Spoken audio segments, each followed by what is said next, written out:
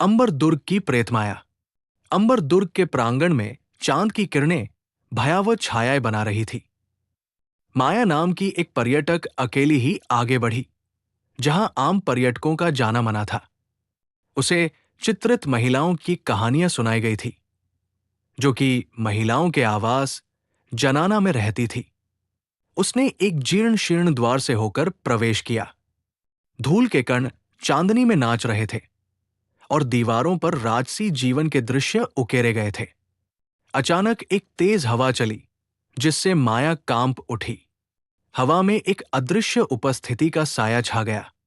उसने एक मधुर मंत्रोच्चारण सुना। ये मंत्रोच्चारण एक विशेष कमरे से आ रहा था, जिसका द्वार एक फटे हुए पर्दे से ढका हुआ था।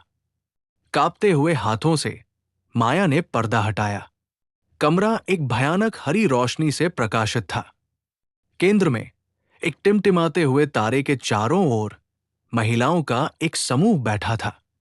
उनके चेहरे लंबे, बहते हुए घूंघटों से ढके हुए थे।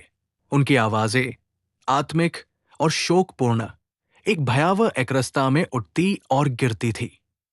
जैसे ही माया देख रही थी, मंत्रमुग्ध होकर महिलाओं में से एक ने अपना सिर घुमाया। उसका घूंघट खिसक गया, जिससे एक समय से क्षतविक्षत फिर भी असंभव रूप से सुंदर चेहरा प्रकट हुआ। जीवनहित आंखें माया की ओर एक बर्फीली दृष्टि से टकटकी लगाए हुए थी। माया को मतली की लहर दौड़ गई। वो पीछे हट गई, एक फूलदान को गिरा दिया। मंत्रोच्चारण अचानक बंद हो गया। महिलाएं एक साथ मुड़ी। उनके घूंघट उनके चारों ओर भूतिया चादरों की तरह घूम रहे थे। एक दहला देने वाला मौन कमरे में छा गया, जो केवल माया के दिल की धड़कन से टूटा। आतंकित होकर माया कमरे से भाग निकली, गलियारों से लड़खड़ाती हुई। वो तब तक नहीं रुकी जब तक कि वो हलचल भरे प्रांगण में नहीं पहुंच गई। बाहरी दुनिया की आवाजें एक सुखद राहत थी। उस दिन से माया उस भयावह मुठभेड़ से प्रेतवाधित थी। सपने में उसके कानों में मंत्रोच्चारण गूंजता रहा और चित्रित महिलाओं का दृश्य, उनके चेहरे हमेशा उसकी स्मृति में अंकित हो गए, उसे रूह तक कंपा देते थे।